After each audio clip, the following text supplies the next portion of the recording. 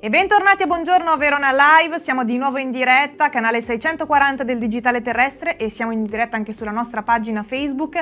Io sono Giorgia Preti e qui con me c'è il sindaco di San Martino Buon Albergo, Franco De Santi. Benvenuto sindaco. Sì, grazie per l'invito, buongiorno a tutti. Allora sindaco, dunque oggi, visto che manca veramente poco alla chiusura di questo 2021, facciamo un bilancio, facciamo una fotografia di quello che è stato il 2021 per San Martino Buon Albergo.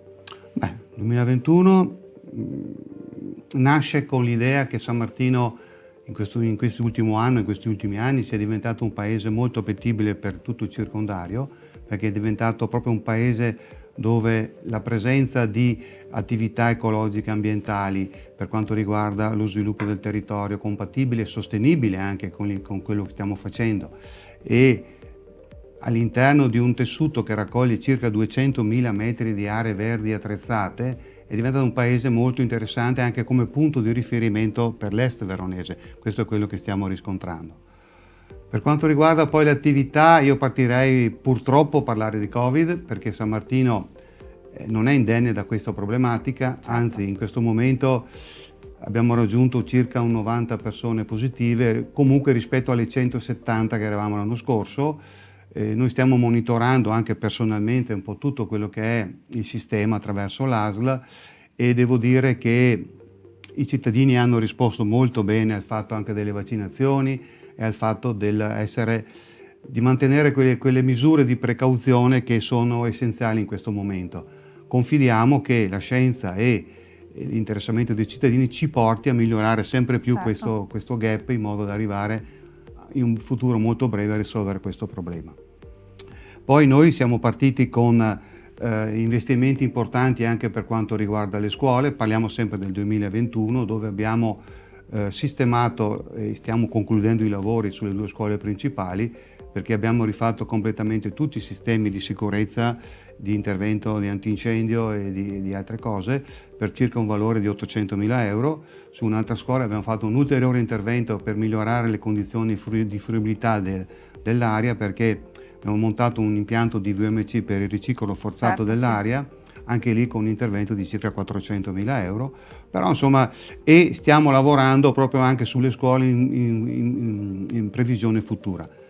Un tappo importante secondo me è stata anche l'inaugurazione del centro polifunzionale, chiamiamolo intergenerazionale per dire meglio, intitolato Senatore Bertacco, dove lì attraverso una cogestione con 10 associazioni del territorio, loro organizzano tutte attività per quanto riguarda i bambini, gli anziani, per la socializzazione del territorio. È partito bene. Siamo fiduciosi che nel 2022 andrà ancora meglio per questo. Insomma, sindaco, diciamo che di eventi, di tappe importanti ce ne sono state tante a San Martino in questo 2021, tra queste forse anche l'apertura del municipio virtuale, vero? Sì, il municipio virtuale che permette ai cittadini un accesso diretto ai servizi stampando i propri certificati o semplicemente attraverso un computer o uno smartphone. È un passo importante verso la digitalizzazione che stiamo portando avanti anche proprio con gli uffici, perché puntiamo ad arrivare lì. Stiamo lavorando anche lì per riuscire ad avere finanziamenti col PNRR, proprio perché riteniamo che sia il futuro questo. Certo. Sul PNR poi dovremo valutare, perché è partito brevissimo, quali sono gli interventi che potremmo fare in previsione futura, tipo interventi sulle scuole, interventi strutturali, ma anche quello è allo studio dei nostri uffici.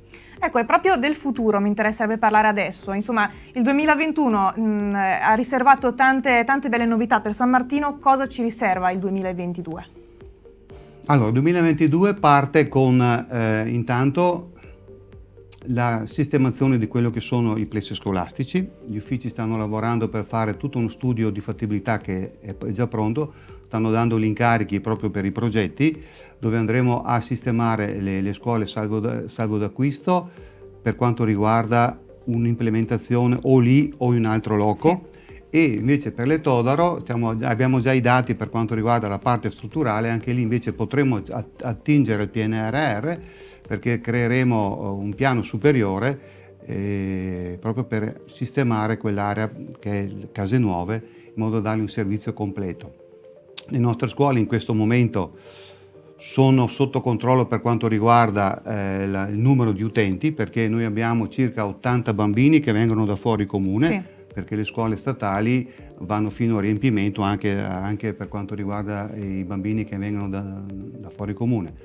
Abbiamo 2 classi libere in questo momento all'asilo Santa Lucia, dove il Ministero ha comunicato che metterà a disposizione le risorse alla dirigenza quando avrà la saturazione delle altre, dunque abbiamo ancora 2 classi libere e lavoreremo in questo periodo del 2022 proprio per ampliare invece all'interno dell'asilo nido, dove abbiamo già individuato la possibilità con chi ha in mano la gestione di creare ulteriori 10 posti. Dunque il tema scuola è coperto ampiamente. È chiaro che stiamo lavorando in un'area di 9.000 metri quadrati che diventerà nostra a brevissimo, anche lì per predisporre un nuovo plesso scolastico. Certo.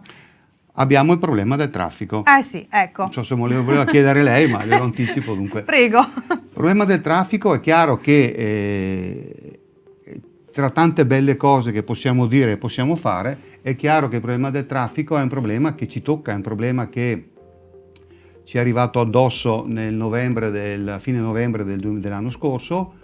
Nessun comune dell'area contermine al mio, vale a dire Lavagno, Cagliero, Soave, era a conoscenza di questo intervento che raccoglie in sé proprio in futuro dei benefici, perché è chiaro che avremo il raddoppio delle corsie della tangenziale e anche sull'autostrada verrà sistemata un'area adiacente. È chiaro che ci sta creando grossi problemi. In questo momento abbiamo lavorato da un anno con Autostrade, con l'assessorato lavori pubblici della regione, con i vari enti. Abbiamo scritto ultimamente anche al Ministero, ma in questi giorni abbiamo raggiunto un po' un accordo con Autostrade. Autostrade interviene direttamente, ci ha riconosciuto che almeno formalmente quello che è un po' i disguidi che sta creando. Sì. E ci riconosce il fatto di un test per 2 mesi con un bus navetta che partirà da San Martino. Speriamo che venga accolto favorevolmente dai cittadini. Non passerà probabilmente per il centro per non sovraccaricare ancora il traffico. Certo, sì. Verrà deviato in zona industriale, dove porterà chi vorrà utilizzarlo San Michele, Porta Vescovo e Centro Verona. Io spero che funzioni, perché è chiaro che l'investimento è a carico di Autostrade, però è un'alternativa che viene data. Poi ci è stato riconosciuto il fatto che noi stiamo già montando i semafori intelligenti, quelli con radar, che in sé riescono già a gestire il traffico. Autostrade subentrerà, ci darà una mano nel costo di gestione e anche nel costo di acquisto, anche se noi avevamo già pianificato tutto e stiamo partendo. Altra cosa importante, metteranno del personale loro nei punti più strategici, nelle ore più delicate, e come bonus ulteriore, chiamiamo così, ma non è un bonus, verranno montati 1,250 km di barriere fonoassorbenti lungo l'autostrada. I lavori termineranno probabilmente verso ottobre-novembre dell'anno prossimo. È chiaro che l'invito che faccio ai cittadini è di portare pazienza. Certo. Non possiamo pensare che riusciamo a risolvere il problema se non con strutture che sono in capo alla regione e alla provincia. Ci stiamo attivando anche per questo, perché per il futuro pensiamo di riuscire a mettere in rete tutti i comuni per fare proposte migliorative. Assolutamente, veramente un 2022 che promette bene, devo dire, Sindaco. Quindi, speriamo. Promette bene, le carte ci sono. Ecco, visto che a questo punto manca veramente pochissimo a Natale, ecco, Sindaco, un pensiero, un augurio per i concittadini e soprattutto per i nostri telespettatori. Intanto per i vostri telespettatori che saluto e ai quali faccio veramente gli auguri per un Natale sereno. Invece per i miei cittadini io dico sempre, nelle vari incontri che facciamo adesso con gli anziani, con chi si è sposato dai 50 anni, io dico sempre tanti auguri per un sereno 2022, ma soprattutto un 2022 in salute. 2022 dobbiamo vederlo come un bicchiere mezzo pieno. Stiamo uscendo da una situazione difficile, ma dobbiamo essere consci che solo seguendo le norme e le regole e stando prudenti anche noi riusciremo a venirne fuori. Dunque tanti auguri, ma soprattutto auguri di un Natale in serenità e in salute. Bene, Sindaco, io la ringrazio, le faccio i miei auguri. Grazie. E veramente in bocca al lupo per tutto. Grazie. Benissimo, adesso spazio al nostro palinsesto musicale, noi torniamo tra pochi minuti.